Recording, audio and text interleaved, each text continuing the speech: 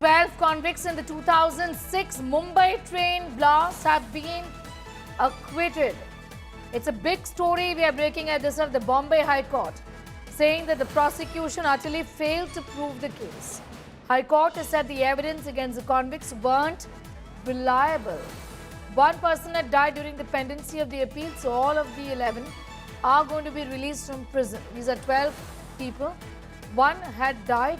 The evidence was not reliable, says the court. Confessions taken after torture. I'm going to go straight across to Vidya for more details on that. Vidya, what has the court said? Take us through the details of what's just happened.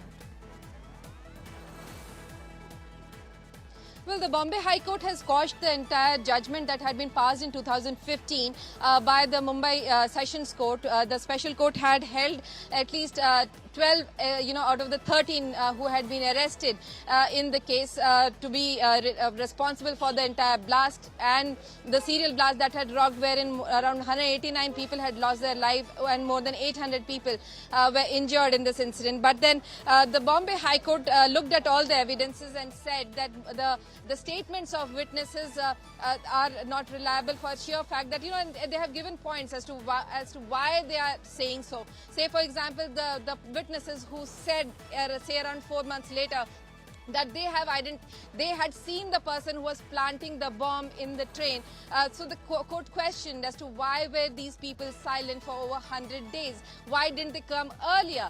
Apart from that, how is it that after nearly 4 or 5 years, they're recognizing that person, the accused, in the court without giving any substantial reason as to how they have identified the person who they had a fleeting glance in while they were, getting into the train. So, these are the many questions that the court has raised with regards to the judgment that had been passed by the, the trial court. And in fact, the court said that it is accepting the argument put forth by the defense that in this case for many months there was no dreaded act like the MCOCA that had not been invoked. So until then there was no confession from the accused that had been forthcoming.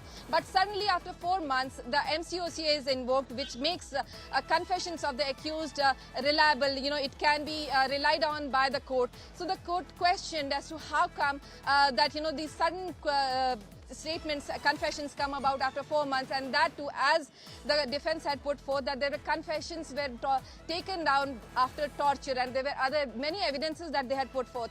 The High Court has accepted these issues and said that yes, it does seem like that the entire confessions were extracted on the basis of torture of all the convicts, and that's one of the reasons it has held them not to be reliable. So on the basis of all the evidences that had been put forth, the prosecution had miserably failed at proving its case.